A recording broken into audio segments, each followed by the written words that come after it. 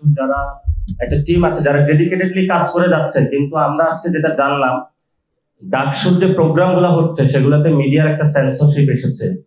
এটা হলো বিএনপির অফিস থেকে বা অন্য কোথাও থেকে, নাম বললে তো আবার সমস্যা। তো যার কারণে মিডিয়া গুলা হলো এখানে প্রোগ্রাম গুলা কভার করছে না। আমি বিপির সাথে কথা বললাম, তারা প্রতিনিয়ত প্রোগ্রাম করে যাচ্ছে, দিনে 2 থেকে 3টা প্রোগ্রাম থাকে। তারপরে বিভিন্ন জায়গায় যতগুলি স্টুডেন্টের সমস্যা নিয়ে তারা কাজ করে যাচ্ছে, এগুলো মিডিয়ায় আসতে দেয় না, মিডিয়াকে এখানে আসতে দেয় না। এবং সাথে সাথে ওনাদের উপরে বিভিন্ন ধরনের প্রোপাগান্ডাও চালানো হচ্ছে যে কিভাবে হলো ডাকসুর যে কাজগুলো হচ্ছে এগুলো ব্যর্থ করা যায়। কিন্তু ডাকসু তার কাজেই প্রমাণ করে দিবে এটা বাংলাদেশের সবচেয়ে সফল ডাকসু, এবং ভবিষ্যতেও তাদের পদচিহ্ন থেকে আমরা আশা করবো আরো সফল ডাকসু আসুক। তবে পদরেখা বা পদচিহ্ন এখান থেকে শুরু হয়েছে, এটা আমাদেরকে স্বীকার করতে হবে। আজকে এখানে তাকাইলে পুরো বাংলাদেশ, একখণ্ড বাংলাদেশ এখানে বসে আছে, এবং সংসদ সদস্য, বাংলাদেশের স্বনামধন্য যারা সম্পাদক আছেন, তারা তাদের এই সম্পাদকের পরিচয় ছাপিয়েও রাজনীতিবিদ যারা আছে তাদেরকেও বেশি কাজ করে যাচ্ছে। ডাকসুর যারা আছেন, এই মোসাদ্দেক আলী যে বইটা হলো কাজ করেছে, অনেকে বলে মোসাদ্দেক কি বলে, মোসাদ্দেক হলো কাজে পরিচয় দেয়, এই কাজ আজকে চলে এসেছে আমাদের সামনে। তারপরে হলো ডাকসুর মাস্টার মাইন্ড আছেন একজন, যে জিএস, উনি হলো মূল, এই যে আপনারা যা দেখেন পিছনে অনেক খেলা খেলে উনি। আমাদের সাদিক আছেন, আপনি নতুন বিবাহ করেছেন, আপনার জন্য শুভকামনা। তারপরে ইনকিলাব মঞ্চে যাদের আছেন, যিনি উসমান হাদি ভাইয়ের যে আজাদির লড়াই খুবই ধীরস্থির ভাবে বুদ্ধি দিয়ে, ছাত্রদলের মতন মারামারি করে না, খুব সুন্দর ভাবে হলো এগিয়ে দিচ্ছেন। এখানে শফিক ভাই আছেন, যিনি তো তরুণ বয়স থেকে লড়াই করে যাচ্ছেন। এখানে শফিক ভাই আছেন, আপনার দেখলে আমার ডন ডন লাগে। উনি যেভাবে এখান থেকে আসতেছিল মনে হচ্ছে ওনারে হাঁটা দিলে শেখ হাসিনার বাংলাদেশে আসবে না।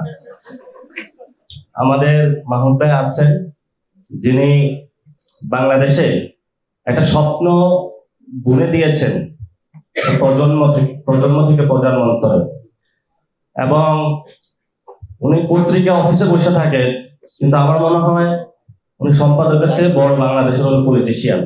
এটাকে আমি বলবো ওনাকে, কারণ উনি যে কত কিছুর আর্কিউটা করে ফেলেছেন সেটা বাস্তবায়ন হচ্ছে। এখানে সম্মানিত স্যার আছেন, ডাকসুর যারা একটা টিম আছে যারা ডেডিকেটেডলি কাজ করে যাচ্ছে, কিন্তু আমরা আজকে যেটা জানলাম ডাকসুর যে প্রোগ্রাম গুলো হচ্ছে সেগুলোতে মিডিয়ার একটা সেন্সরশিপ এসেছে। এটা হলো বিএনপির অফিস থেকে বা অন্য কোথাও থেকে, নাম বললে তো আবার সমস্যা। তো যার কারণে মিডিয়া গুলা হলো এখানে প্রোগ্রাম গুলা কভার করছে না। আমি বিপির সাথে কথা বললাম, তারা প্রতিনিয়ত প্রোগ্রাম করে যাচ্ছে, দিনে 2 থেকে 3টা প্রোগ্রাম থাকে। তারপরে বিভিন্ন জায়গায় যতগুলি স্টুডেন্টের সমস্যা নিয়ে তারা কাজ করে যাচ্ছে, এগুলো মিডিয়ায় আসতে দেয় না, মিডিয়াকে এখানে আসতে দেয় না। এবং সাথে সাথে ওনাদের উপরে বিভিন্ন ধরনের প্রোপাগান্ডাও চালানো হচ্ছে যে কিভাবে হলো ডাকসুর যে কাজগুলো হচ্ছে এগুলো ব্যর্থ করা যায়। কিন্তু ডাকসু তার কাজেই প্রমাণ করে দিবে এটা বাংলাদেশের সবচেয়ে সফল ডাকসু, এবং ভবিষ্যতেও তাদের পদচিহ্ন থেকে আমরা আশা করবো আরো সফল ডাকসু আসুক। তবে পদরেখা বা পদচিহ্ন এখান থেকে শুরু হয়েছে, এটা আমাদেরকে স্বীকার করতে হবে। আমাদের যে এটা আপনাদের কাছে কপিটা চলে যাবে, এই বইটার নাম দিয়েছে হলো বারুদ মাখা কথামালা। এটা সবাই দেখতে পাচ্ছেন, এটার মূল্য লেখা আছে 500 টাকা, হয়তো অত টাকা রাখা হবে না, অথবা কম রাখা হবে পার্সেন্টেজ দিয়ে। আপনারা পুরো বাংলাদেশে যারা দেখছেন, আপনারা বন্ধু বান্ধবকে বইটা কেনার জন্য বলবেন। ওসমান হাদি ভাইয়ের কথাগুলো খুব সুন্দরভাবে এখানে লেখা আছে, এবং এটা একটা ঐতিহাসিক দলিল হয়ে থাকবে। তো আমি আজকে এই বই থেকে একটা লাইন উচ্চারণ করতে চাই।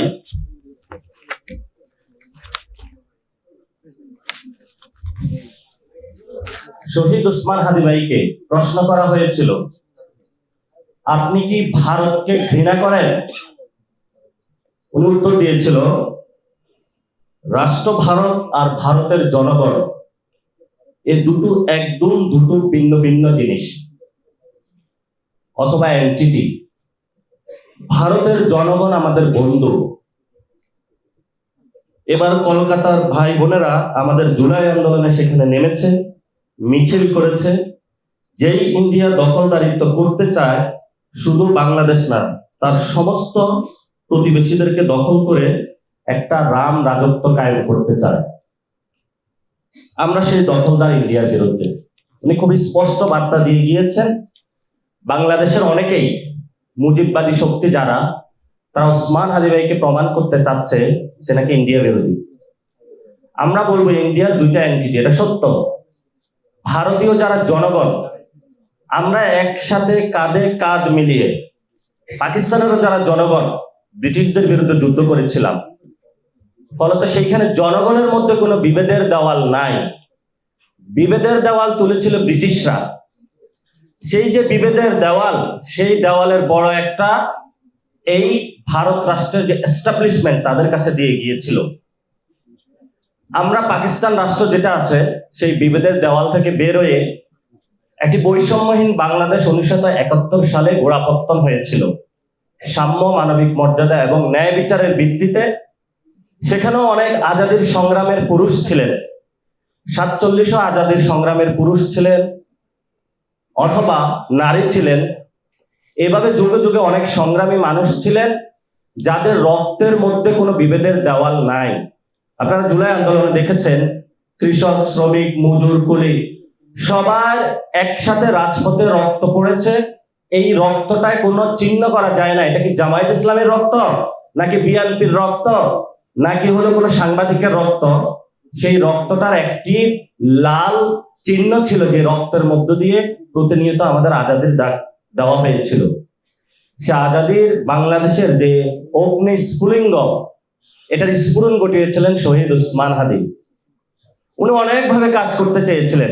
আমি যখন নাগরিক কমিটির আহ্বায়ক ছিলাম, ওইখানে উনি কাজ করতে চেয়েছিলেন। পরে আমি ওনাকে বললাম যে আপনি একটা আসন গুছান।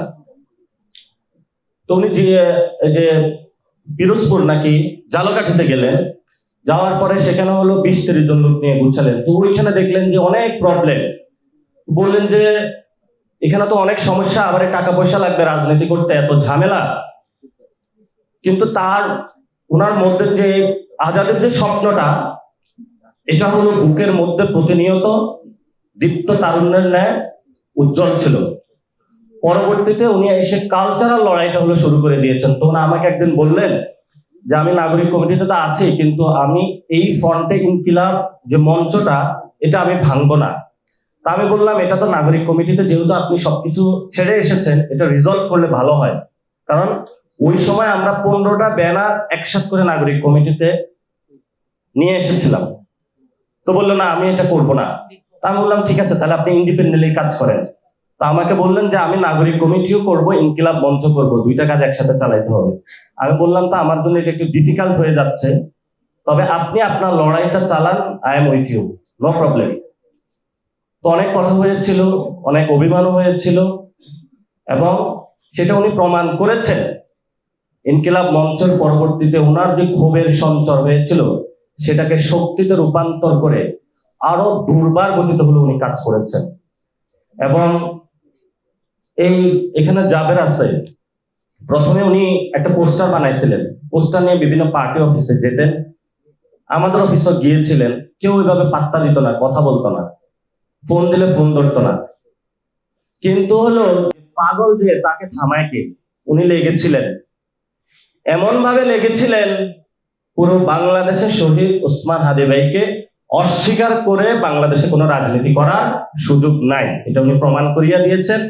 তবে এটা দুঃখজনক যে এই প্রমাণটা করার জন্য ওনার মরতে হয়েছে, শহীদ হতে হয়েছে। আমরা আর কোনো ভাইকে হারাতে চাই না। যারা জীবিত আছেন, জীবিত থেকে আজাদের আন্দোলন লড়াই চালিয়ে যাচ্ছেন, আমরা তাদের সাথে ঐক্যবদ্ধ থাকতে হবে। উনি বলে গিয়েছিলেন যে জান দিব, জুলাই দিব না। এটা উনি মরিয়া প্রমাণ করিয়াছেন যে জান দিয়েছেন, কিন্তু উনি জুলাই কারো কাছে বিক্রি করেন নাই। এবং সেই লড়াইটা সামগ্রিকভাবে যারা দল বাংলাদেশে আছে, এরা জুলাইকে এগিয়ে নিতে পারবে না। জুলাই বাংলাদেশের জনগণের, জুলাই হলো ছাত্রদের। ঢাকা বিশ্ববিদ্যালয় থেকে শুরু হয়েছিল, এবং ঢাকা বিশ্ববিদ্যালয়ের ছাত্রদেরকে এটা এগিয়ে নিতে হবে, বাংলাদেশের জনগণকে এগিয়ে নিতে হবে। রাজনৈতিক দলগুলো আছে ভাগবটোয়ারা, ওগুলোর উপরে আমাদের কোনো ডিপেন্ড করে লাভ নেই। আমিও রাজনীতি করি, কিন্তু আমি সত্যের যেটা সেটাই আমি বলবো। দ্বিতীয় যে বিষয়টা আজকে বলবো, আমাদের একটা খুনি আছে বাংলাদেশের, বিখ্যাত খুনি শেখ হাসিনা। এটা তো চলে গেছে। হ্যালো, আচ্ছা আচ্ছা। যদি শেখ হাসিনা কে ভারত রাষ্ট্র অন্য কোনো দেশের কাছে সমর্পণ করে, তাহলে প্রতিবেশী রাষ্ট্রের কাছে একটা বার্তা যাবে, ভারত যেগুলাকে হলো গেটুপুত্র বিভিন্ন সময় টাকা পাঠিয়ে বিভিন্ন মুজিববাদী বয়ান দিয়ে তৈরি করে যেই ধরনের গেটুপুত্র গাদ্দার বাংলাদেশে বানাইছে, এদেরকে যদি সিস্টেমেটিক ওয়েতে না রাখতে পারে, তখন অন্যান্য দেশের ওরা ভয় পাবে যে আমি ভারতের দালালি করলে, শেখ হাসিনার মতন যখন ভারতে পালাবো, তখন একটা পর্যায়ে আমাকে ভারত থেকে তারা বের করে দেবে।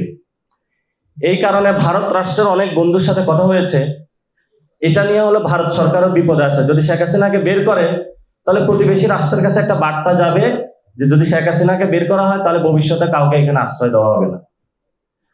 আবার যদি তারা রাখে, সেখানেও বাংলাদেশের জনগণ বলে দিয়েছে, ন্যায্য সমতার ভিত্তিতে বাংলাদেশের পানি সমস্যা সমাধান, আবরার ফাহাদ যেই জন্য লড়াই করেছিলেন, বাংলাদেশের সীমান্ত সমস্যা সমাধান, কুশিন চলবে না, বাণিজ্যিক যে ব্যবস্থার ভারসাম্য, দাদাগিরি নয়, ন্যায্যতা, বন্ধুত্ব এবং সম্মানজনক একটা অবস্থানে যদি তারা আসে এবং শেখ হাসিনা যদি একটা ব্যবস্থা করতে তারা পারে, তাহলে বাংলাদেশ হলো ভারতের সাথে কথা বলতে আগ্রহী। এটা বাংলাদেশ থেকে ক্লিয়ার করা হয়েছে। এখন বাংলাদেশের সমস্যা হচ্ছে, ক্লিয়ার যারা করেছে, বিএনপির মধ্যে আবার দুইটা গ্রুপ হয়ে গেছে। একটা গ্রুপ হলো না, তলে তলে হলো শেখ হাসিনা ওই পথের ছাড়া যাবে না। যদি আবার হুট করে শেখ হাসিনা কোনোভাবে চলে আসে, তাহলে আবার বিএনপি বলবে আমরা তো শেখ হাসিনার সাথেও ছিলাম। তো আমরা যারা দেশপ্রেমিক, বিএনপির একটা অংশ আছে, আমরা তাদেরকে বলবো শক্ত করে হালটা ধরে রাখুন। বিএনপির যারা তৃণমূলের নেতা কর্মী, তারা জিয়াউর রহমান, বেগম খালেদা জিয়াকে ভালোবেসে এসেছিল। changeTV.press, এক ফোঁটা হলুদও নেই।